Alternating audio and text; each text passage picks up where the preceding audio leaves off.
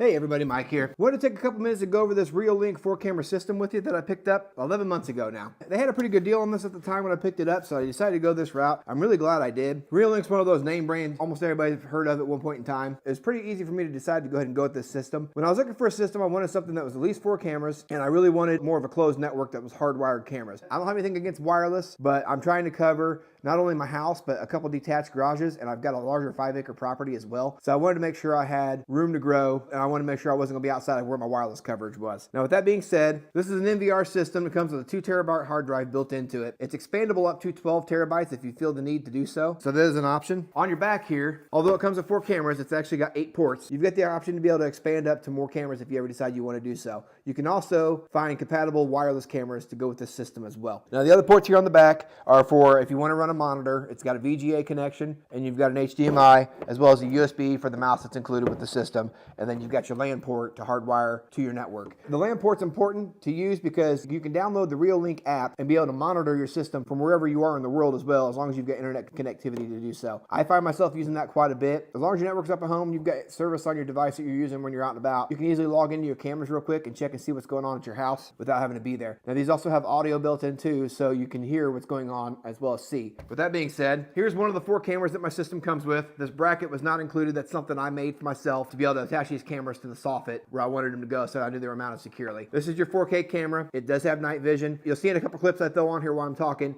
where this ring will light up red at the middle of the night once it hits dark, and that's all fed through the PoE connection that runs through your Cat 5 or Cat 6 wire that you run. And while we're talking about wiring, it does come with 4 long Ethernet cords that you can use. I did not use those on mine. I've got my own wiring I use. As long as you're under 330 feet on your wiring, you're good to go. Your cameras will run just fine. Now on your cord here, you've got a number of different connections here. Your Ethernet port's the one to be concerned with. It has a watertight connection, which I'll also show you here while I'm talking of how that connects into your Cat 5, and then it locks everything down for a nice waterproof seal. Your camera is IP67 rated as well, so you don't have to worry about the elements or the water getting into this. It can withstand all the weather, whether it be summer, winter, you name it. I've ran these in the cold temperatures, which here in the northern state where I'm at, we do see negative 40 wind chills during the winter. It ranges fine through those. And then I do see 100 to 110 index from time to time. I think the warmest I've had the camera up to my knowledge anyways, is a 100-degree day in the last year. Being 4K, I found it's got a really nice picture to it. It's extremely clear. I really like the night vision on this thing as well.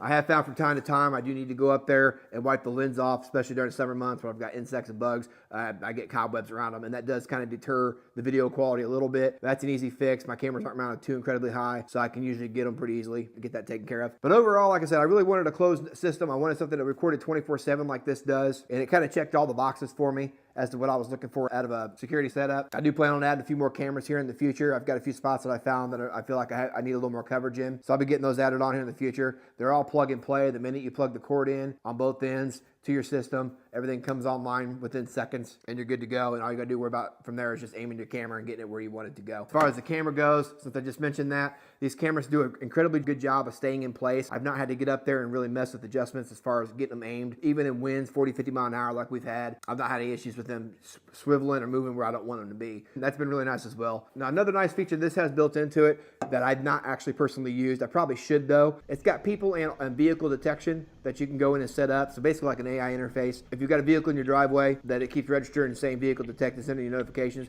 you can map out that part of the screen and within the camera what it's seeing and get it to where it won't go off every time it detects your vehicle, only a foreign vehicle in the screen, as well as people, dogs as well. If you've got something like that, it does a pretty good job from what I understand, recognizing those objects within the camera once you've got that set up. Like I said, I can't really vouch for that as far as that part of it because I've not used it for that. It's a feature in there that's worth playing with, and it's got good reviews from what I could find. So if you stuck with me this long, I appreciate it. Hopefully this review is somewhat helpful to you and helping you make a decision for yourself. I've been really happy with this REOLINK system so far. If you decide to go this route as well, I think you'd be really happy with this unit too.